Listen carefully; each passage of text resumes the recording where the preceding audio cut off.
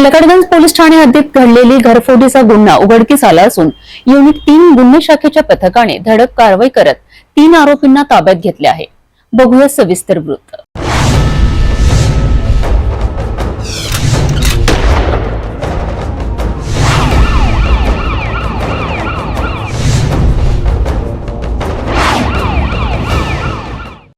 Lakadganj police Thane हद्दीत घरफोडी प्रकरणी दाखल असलेल्या गुन्ह्यात गुन्हे शाखा युनिट क्रमांक 3 ने यशस्वी तपास करत 3 आरोपींना ताब्यात घेतले आहे।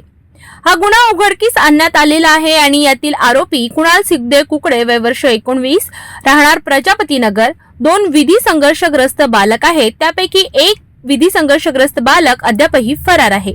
गुन्ह्यात वापरलेली ऍक्टिवा वाहन क्रमांक MH49 AV 9931 ज्याची किंमत अंदाजे 70,000 रुपये असून चोरीस गेलेले विविध साहित्य, कपडे, चप्पल, घडी, परफ्यूम आदी मिळून एकूण 34,000 रुपये किमतीचा मुद्देमाल जप्त करण्यात आला आहे। एकूण मुद्देमालाची किंमत अंदाजे 1,04,000 एवढी आहे। संपूर्ण कारवाईनंतर आरोपींची वैद्यकीय तपासणी करून मुद्देमालासह सर्व कागदपत्र पोलीस ठाणे लकडगंज येथे सुपूर्द करण्यात आले आहेत। या आरोपींची माहिती SIMB ऍप मध्ये भरली गेली असून पुढील तपास सुरू आहे।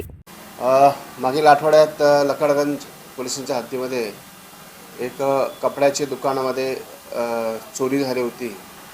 त्यामध्ये काही वॉचेस, काही कपडे व इतर काही साहित्य चोरी गेले होते। आम्ही त्या अनुषंगाने पोलीस स्टेशन लकडगंज येथे गुन्हा दाखल झालेला आहे। आम्ही CCTVच्या आधारे ज्या मुलांनी ही चोरी केली होती त्यांचा आम्ही शोध घेतला। त्यामध्ये आरोपींना आम्ही कुणाल सुद्धे कुकडे व 19 वर्ष राहणार प्रजापती नगर पोलीस स्टेशन वाठोडा व त्याच्यासोबत 2 विधी संघर्ष बालक यांनी मिळून ती चोरी केली होती। त्यांच्याकडनं गुन्ह्यात वापरलेली गाडी ऍक्टिवा व चोरी गेलेली मुद्देमाल रिकव्हर करून पोलीस स्टेशन लकडगंज ताब्यात दिलेला आहे। पुढील तपास चालू आहे। घरफोडी प्रकरणी जलद आणि प्रभावी कारवाई करत नागपूर गुन्हे शाखेने पुन्हा एकदा दाखवलेली तत्परता ही खरंच कौतुकास्पद आहे।